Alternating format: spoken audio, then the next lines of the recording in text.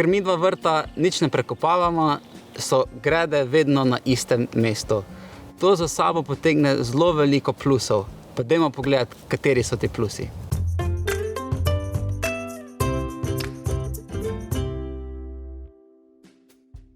Stalne grede so široke med 75 in 140 cm, ter so poljubno dolge.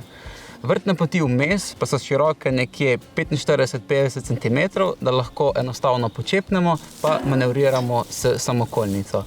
Praktično pri nama so grede široke 110 cm, vrtne poti pa 50 cm. Vrtne poti so mičken nižje kot same grede, ker smo jih omejila z dvignjenimi telemi stranicami iz lesa, ampak to ni nujno.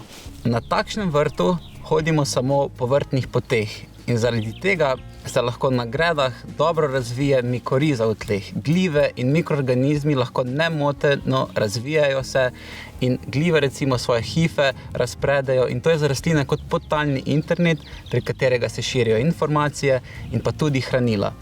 Mi pa, če si vrtne poti še dodatno zastiramo, recimo slamo ali pa lesnimi sekanci, tudi blažimo vse svoje korake, da teh tankih hiv ne pretrgamo.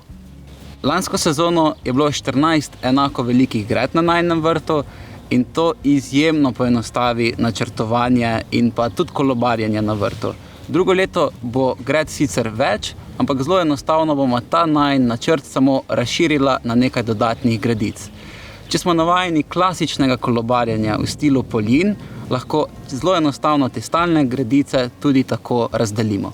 Na enako velike grede pa še ena velikost vrtne koprene. In to si mi prilagodimo in potem samo koprene prestavljamo iz ene grede na drugo.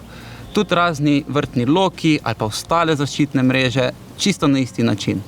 Pa če imamo oporo za grah, paradižnik, jajčevce, kumare, tudi te rotiramo skupaj s kolobarjem na posameznih gredah. Tudi če imamo cevi za kapljično zanivanje, jih po potrebi brez problema prestavljamo iz ene gredo na drugo.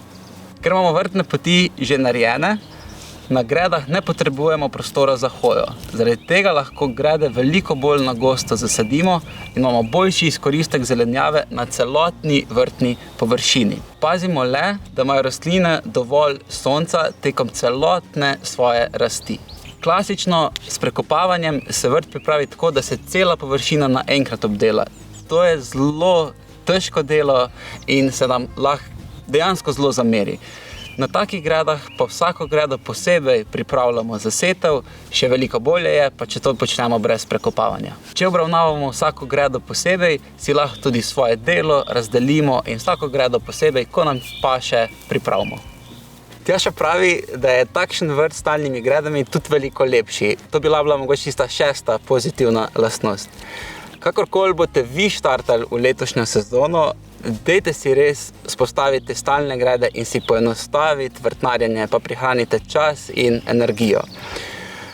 Kak komentar zapišite spodaj po tale video, dajte ga še tudi deliti med svoje vrtnarske prijatelje, pa seveda ne pozabiti uživati v vrtnarjenju.